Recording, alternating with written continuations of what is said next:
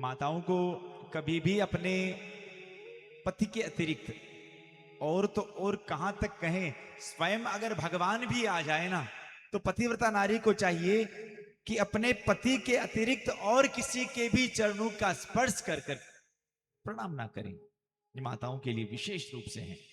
दूर से राधे राधे कर लो। जय श्री कृष्ण। समझ में आई बात? हाँ। और विशेष प्रणाम करना सिखलाओ। प्रणाम जीवन के परिणाम को बदल देगा। एक सत्य घटना है।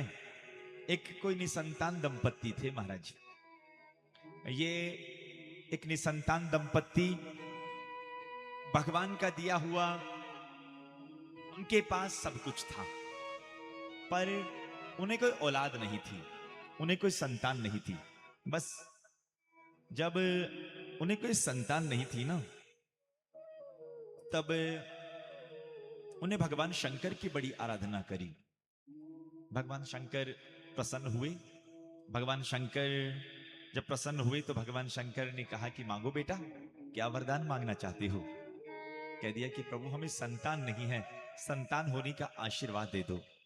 भगवान शंकर ने कह दिया देखो, तुम्हारे पास दो प्रकार की संतान है। एक 5 साल वाली जिसकी उम्र केवल 5 साल रहेगी, एक खूब लंबी उम्र वाली। अच्छा, इसमें विशेष रूप से अंतर क्या है? देखो, 5 साल वाली संतान भले कम उम्र की है, पर हो सकता है वो तुम्हारा नाम रोशन करे, निश्चित तुम्हारा नाम रोशन करे, करने वाली हो।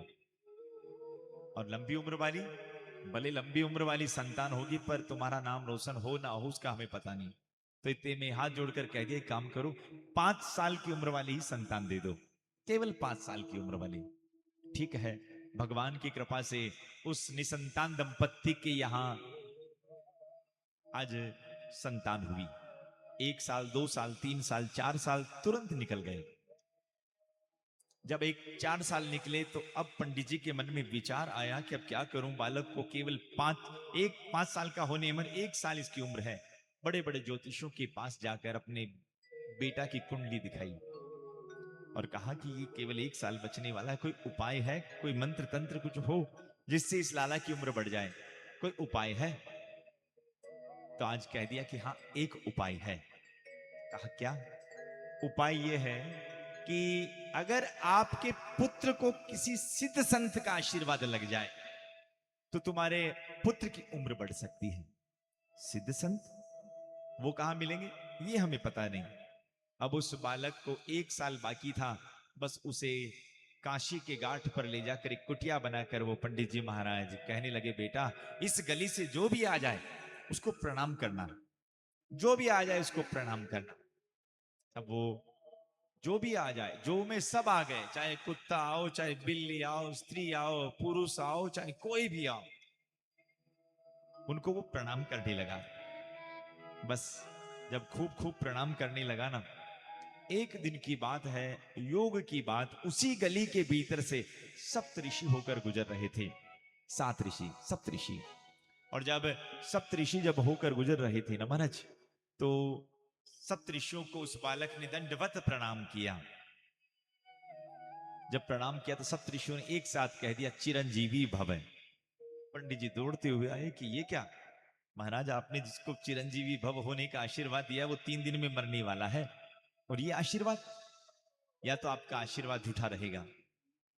और जब कह दिया कि आशीर्वाद झूठा रहेगा, उसी समय पंडित जी ने जब इस प्रकार की बात कही, पधारिए, स्वागत है आज हमारे बीच में। अभी फुलिया गांव में 2 बार कथा गाने का और सौभाग्य मिला है। वहां से सोनी परिवार से माताजी और हमारे जो कल रामनिवास जी पधारे थे, उनके सुपुत्र श्री संपत जी साहू सपत्नी आप यहाँ पधारे हैं। आपका बहुत बहुत अभिनंदन और बहुत बहुत स्वागत। एक बार ताली बजाकर आप श्री का अभिनंदन और स्वागत करें।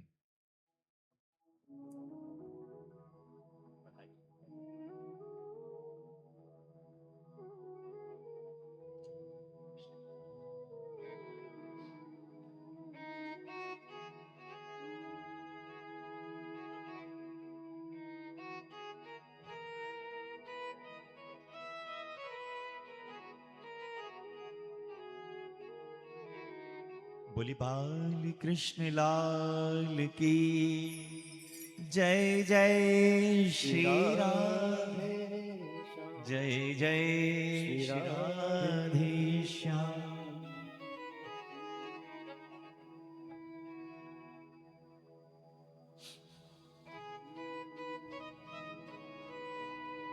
तो आज आशीर्वाद क्या दे दिया? चिरंजीवी भव। जब चिरंजीवी भव होने का आशीर्वाद मिला ना, तब आज सप्तऋषियों के पास जाकर कह दिया कि चिरंजीवी भव होने का आशीर्वाद तो दे रहे हैं, पर आपको एक बात बोले, ये बालक केवल और केवल 3 दिन में मरने वाला है। सप्तऋषि चक्कर में पड़ गए, राम राम 3 दिन में मर जाएगा। कह दिया मरने वाला है तब क्या करें? एक काम करो, ये ब्राह्मण देवता, ये 3 दिन बाद मरने वाला है, तुम सोच लो कि आज ही मर गया, इस बालक को आप हमें दे दो, कुछ न कुछ उपाय करते हैं। सप्तऋषि उस बालक को लेकर सीधे ब्रह्मलोक में गए, और ब्रह्मलोक में जाकर सप्तऋषियों ने कह दिया कि काम करना, जैसे तुमने हमें प्रणाम किया ना, ठीक उसी प्रकार से वो 4 मुख वाले नजर आ रहे हैं ना ब्रह्मा बाबा, उनको भी ऐसे ही प्रणाम करना। और जो ही कहा कि उनको भी ऐसे ही प्रणाम करना। बस छोटा सा बालक 5 साल जिसकी अवस्था है, सीधा दंडवत प्रणाम ब्रह्मा बाबा के चरणों में करता है। ब्रह्मा बाबा 4 मुखों से कहते चिरंजीवी भव। ओहो, चिरंजीवी भव होने का इधर से आशीर्वाद ब्रह्मा बाबा ने दिया, और इधर मानो जो सप्तऋषि थे उन सप्तऋषियों ने गहरी सांस ली। चलो अपनी बला टली। लोग कहेंगे कि सप्तऋषियों का आशीर्वाद झूठा, हम कह देंगे कि ब्रह्मा जी का भी आशीर्वाद झूठा है। सप्तऋषि सीधे पहुंच गए। अरे ब्रह्मा बाबा आपको पता है? कहा कि क्या? अरे आपको पता है ये बालक 3 दिन में मरने वाला है, और आपने चिरंजीवी भव होने का आशीर्वाद दे दिया। या तो आपका आशीर्वाद झूठा, और या बस हम कुछ नहीं जानते। ब्रह्मा बाबा ने कहा राम राम, ये क्या चिरंजीवी भव होने का आशीर्वाद दे दिया? चलो सीधे चलते हैं भगवान शंकर के पास। उस बालक को भगवान शंकर के पास ले जाकर ब्रह्मा बाबा और सप्तऋषियों ने कहा एक काम करो, ये 5 मुख वाला बैठा है ना, जैसे मुझे प्रणाम किया वैसे इनको भी कर। सप्तऋषि ब्रह्मा बाबा देख रहे थे, वह बालक भगवान शंकर के चरणों में गिर पड़ा, और पंचानन भगवान शंकर 5 मुखों से कहने लगे चिरंजीवी भव।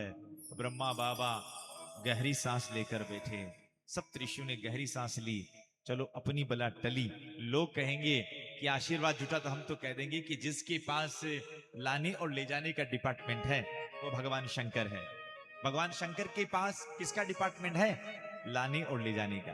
एक बात बोले आपको, मकान आपको आपकी पसंद का मिल सकता है, पर मसान तो केवल भोले की ही पसंद का आपको मिलने वाला है। इसलिए कह दिया। उस बालक ने जाकर प्रणाम किया ना महाराज, जब प्रणाम किया तब आहा, भगवान शंकर ने कह दिया चिरंजीवी भव। ब्रह्मा बाबा दौड़ते दौड़ते आए, सप्तऋषि दौड़ते दौड़ते आए और कहने लगे कि ये क्या?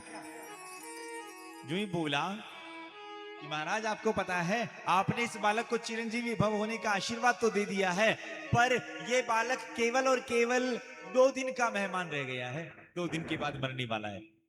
भगवान शंकर ने उस बालक को कह दिया लाला, इस मंत्र का खूब जाप कर। ओम त्र्यंबकम यजामहे सुगंधिम पुष्टिवर्धनम उर्वारुकमिव बंधनात् मृत्युर्मोक्ष्यमामृतात्।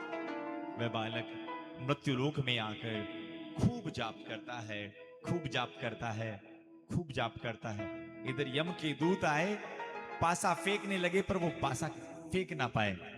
स्वयं यमराज जी आ गए और उस बालक को ले जाने लगे। और जब ले जाने लगे ना, तो वहीं उसी शिवलिंग के भीतर से साक्षात भगवान शंकर प्रकट हो गए। भगवान शंकर ने कहा ओए ओ यमराज जी, किसे लेकर जा रहे हो? कहा महाराज इसकी आज उम्र पूरी हो गई, तो बताइए क्या कर रहा है? प्रभु इसकी उम्र पूरी हो गई, और आपने तो 5 साल की उम्र दी थी ना, तो इसकी जब 5 साल की उम्र ही पूरी हो गई तो इसे तो हमें ले जाना पड़ेगा। नहीं ले गए तो फिर आपकी ही सृष्टि का क्रम टूटेगा। भगवान शंकर ने कह दिया उम्र मैंने 5 साल की दी है ना, तो एक काम करो, तो इसकी उम्र 5 साल मेरी उम्र के आधार पर कर दो। अब भगवान शंकर की उम्र 5 साल की कैसी होती है सुनिएगा। ये युग चल रहा है, इस युग को कहते हैं 4,32,000 वर्ष का कलयुग है। ये युग है कलयुग, 4,32,000 वर्ष। इससे पहले जो युग था उस युग का नाम है द्वापर युग, और द्वापर युग की उम्र होती 8,64,000 वर्ष। इससे पहले त्रेता युग था, त्रेता युग की उम्र होती है 12,96,000 वर्ष। और इससे पहले जो युग था उस युग का नाम था सतयुग, और सतयुग की उम्र होती 17,28,000 वर्ष। जब एक बार घूम जाए ना, तब एक बार घूम जाए तब एक युग, एक चतुर्युगी निकल जाती है। और जब ऐसी 71 चतुर्युगियां निकलती है, कितनी 71, जब ऐसी चतुर्युगियां निकलती है ना, तब जाकर एक इंद्र गायब हो जाता है।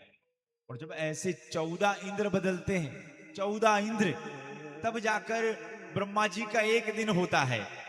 और जब ऐसे 10 ब्रह्मा बदल जाए, कितने 10 ब्रह्मा बदल जाए, तब जाकर भगवान शंकर का एक दिन होता है। तो भगवान शंकर ने कह दिया कि हमारी उम्र के बराबर 5 साल की उम्र इनकी कर दो।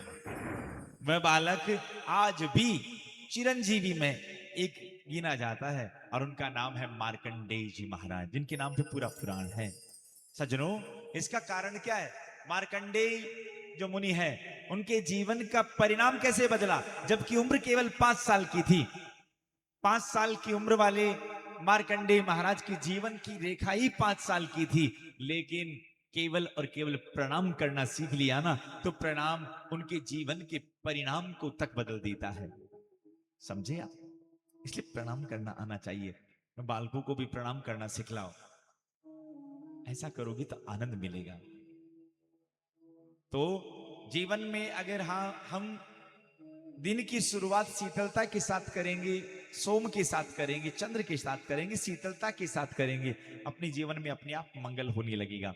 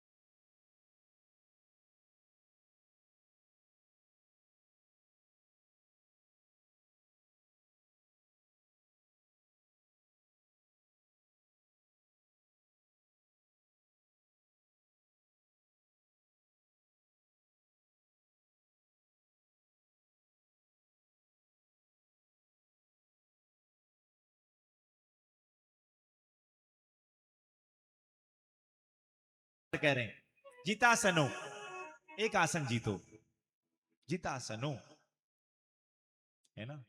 आसन जिसका एक आसन होता है उसका एक छत्र शासन होता है। आसन जीतो, जितासनो जीत श्वासो, मानो अपनी श्वासों को धीरे धीरे जीतो। जो श्वास भीतर जा रही है, बाहर आ रही है, उस श्वास पर ध्यान लगाने का अभ्यास करो। और याद रखना,